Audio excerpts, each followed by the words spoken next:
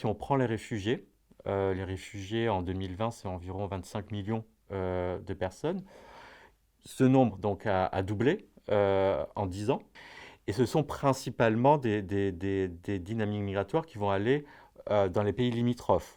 Les pays qui ont fourni le plus de demandeurs d'asile, c'est tout d'abord l'Afghanistan. Depuis le début de l'invasion soviétique en 1979, on a eu 6,5 millions d'Afghans qui ont quitté leur pays. Et la plupart se sont réfugiés, comme d'ailleurs durant la crise afghane de l'été dernier, en Iran et au Pakistan. Ensuite, on a dans les grands foyers de crise, on a la Syrie. 4,5 millions de Syriens, un peu plus selon certains, ont quitté leur pays avec autant de réfugiés internes chez eux. Le Venezuela, aujourd'hui, 4,5 millions de Vénézuéliens qui ont quitté leur pays plutôt vers la Colombie et un peu vers le Brésil. Et les principaux pays aujourd'hui d'accueil des réfugiés sont la Turquie, le Pakistan, le Kenya, le Soudan, plutôt au Moyen-Orient et dans la Corne de l'Afrique. Donc les pays occidentaux, et notamment les pays européens, sont beaucoup moins concernés.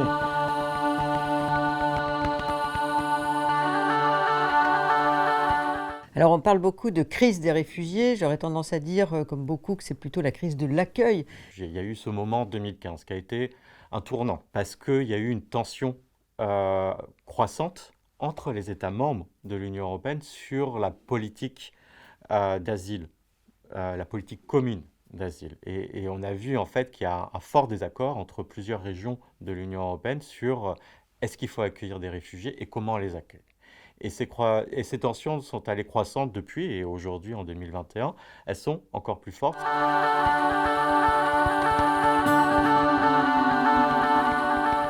Il y a un autre aspect de cette dite crise des réfugiés qu'on a beaucoup moins mis en avant, c'est aussi une forte mobilisation de la société européenne ou des sociétés européennes autour de la question de l'accueil des réfugiés et des migrants. Il ne faut pas oublier qu'en Allemagne, en 2015, quand sont arrivés les demandeurs d'asile, ce sont les citoyens allemands, à travers les municipalités et les Länder, qui ont accueilli chez eux les nouveaux arrivants, chez eux. Et les Allemands, je parle des citoyens, je parle des organisations de la société civile, je parle des syndicats, je parle des entreprises, tous les acteurs de la société civile se sont mobilisés, ont contribué à l'accueil. On l'a vu de manière très forte en Allemagne parce qu'il y avait une situation spécifique, mais on l'a vu dans tous les pays de l'Union européenne, en Grèce, y compris en Hongrie, et on l'a vu bien sûr aussi en France. Et ce qui est, je trouve, le plus remarquable, c'est qu'il y a eu cet épisode 2015, mais on le voit toujours. Et puis les entreprises, on a vu aussi le secteur privé depuis 2015 s'intéresser aussi de plus en plus qu'est-ce qu'elles pouvaient faire à la fois pour l'insertion professionnelle, puisque l'insertion professionnelle, par définition, c'est l'embauche, c'est le travail, et donc les réfugiés ne pouvant pas accéder à l'emploi public, c'est l'emploi privé qui va être la seule, finalement, source d'emploi pour les réfugiés. Et puis, plus largement, on a vu aussi, finalement, en 2015, des entreprises se poser la question de leur rôle dans la société.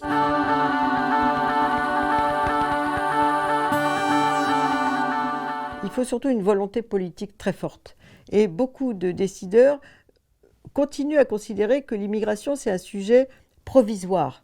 Or, l'Europe est un grand pays d'immigration, d'installation, même si elle ne s'est jamais pensée comme telle. La France est un très vieux pays d'immigration, le plus ancien en Europe. La plupart des Français n'en sont pas convaincus, ce qui explique le succès de ces partis d'extrême droite. Et donc, je pense que c'est par la conviction et par l'acceptation du vivre ensemble, qui sera aussi faite par la nécessité démographique et besoin de main-d'œuvre, que les mentalités changeront.